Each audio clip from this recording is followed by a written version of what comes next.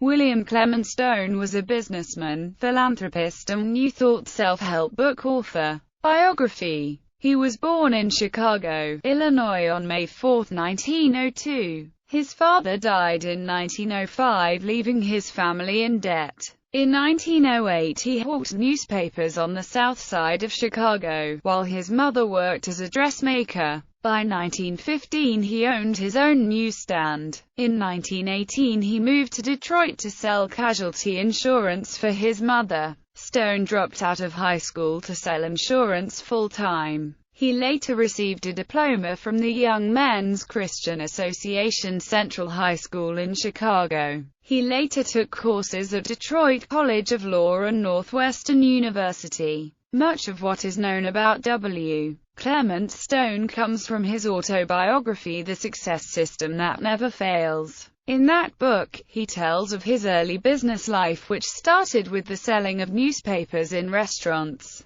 At the time, this was a very novel thing to do, which deviated dramatically from the normal practice of young boys hawking newspapers on street corners. At first, the managers of restaurants tried to discourage him from this practice, but he gradually won them over, due in part to his politeness, charm, persistence and the fact that by and large, the patrons of the restaurants had no objection to this new way of selling his newspapers. From there he graduated to selling insurance policies very successfully in the offices of downtown businesses. His mother was the initiator of his new career, and together they did quite well. She is the manager of the business, and he is the salesperson. Stone ran $100 into millions with a strong desire to succeed and by putting into practice the principles in the book Think and Grow Rich by Napoleon Hill. He was the living example of the proverbial rags to riches protagonist in Horatio Alger's stories he loved so much.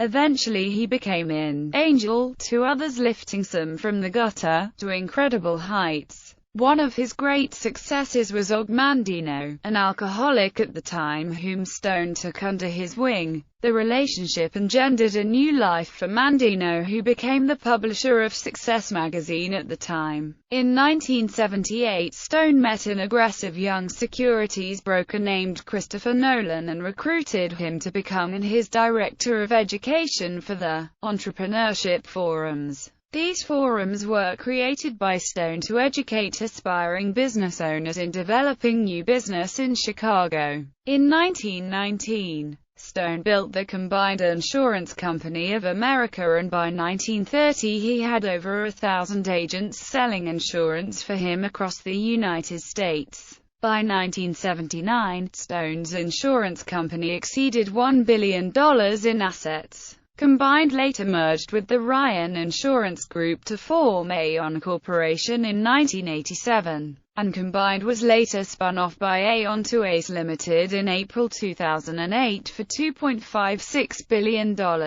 Stone contributed up to $10 million to President Richard Nixon's election campaigns in 1968 and 1972. These were cited in congressional debates after Watergate to institute campaign spending limits. According to Tim Weiner, in his thoroughly documented book One Man Against the World, The Tragedy of Richard Nixon, in 1972, President Nixon's lawyer, Herbert Kalmbach, helped raise money for Nixon's presidential campaign by selling ambassadorships to large donors, one of whom was W. Clement Stone, who pledged $3 million.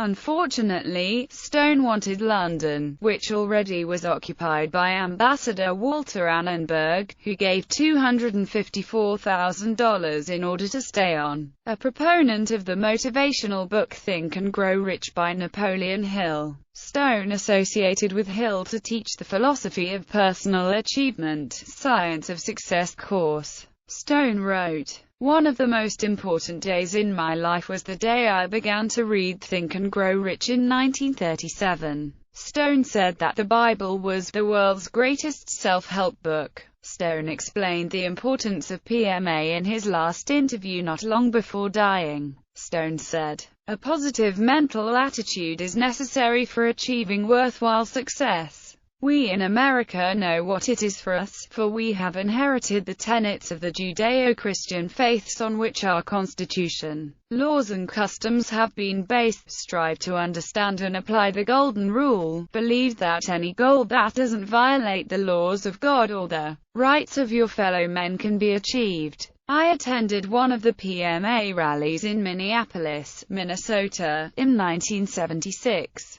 I'll never forget Stone, the MC of the event, and how he leapt on the stage, grabbed the microphone and shouted, "I feel healthy. I feel happy. I feel terrific." It gave me goosebumps. At the time, he was 74 years old, and possessed the energy of a man in his 30s. Tilda M.L. Harris, author. He died on September 3, 2002 in Evanston, Illinois. Books. Stone emphasized using a positive mental attitude to succeed. Stone adopted the motto of his mentor, Napoleon Hill, "Whatever the mind can conceive and believe, the mind can achieve." In 1960, Stone teamed up with Napoleon Hill to author Success Through a Positive Mental Attitude. The book Success Through a Positive Mental Attitude includes the following testimonial from the Rev. Robert H. Schuller on the inside front cover page. Success Through a Positive Mental Attitude is one of the 10 books that has most impacted my faith and my philosophy. No person's education is complete without the concepts articulated in it so wisely and so well. Norman Vincent Peale said that Stone and Hill have the rare gift of inspiring and helping people. In fact, I owe them both a personal debt of gratitude for the helpful guidance I have received from their writings. Stone and Hill also founded a monthly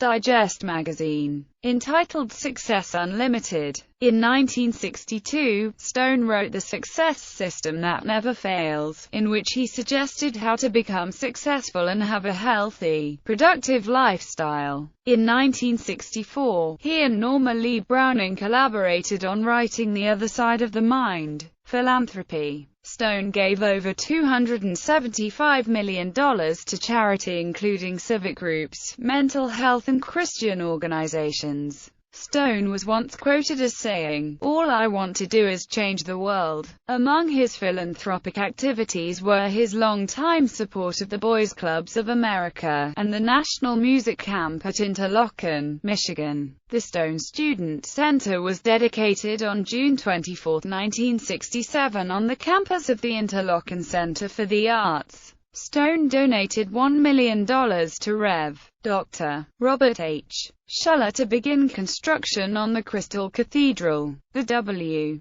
Clement and Jessie V. Stone Foundation was established by Stone and his wife to support humanitarian, mental health, religious and community causes. In 2009, the foundation gave $3,805,625 to worthwhile causes. The foundation also gives college scholarships. One of the beneficiaries is the demographer, pollster, and political pundit Elliot Stone Cipher of Shreveport, Louisiana, who entered the Boy of the Year competition in the late 1960s at the National Boys Clubs competition. Stone was a supporter of the Napoleon Hill Foundation, which he directed for 40 years, and to which his estate contributes funding. Stone celebrated his 100th birthday with a gift of $100,000 to the University of Illinois at Chicago. Stone provided much of the initial funding for the self-help organization, GROW. Stone was inducted into the Horatio Alger Association of Distinguished Americans, and was a Freemason.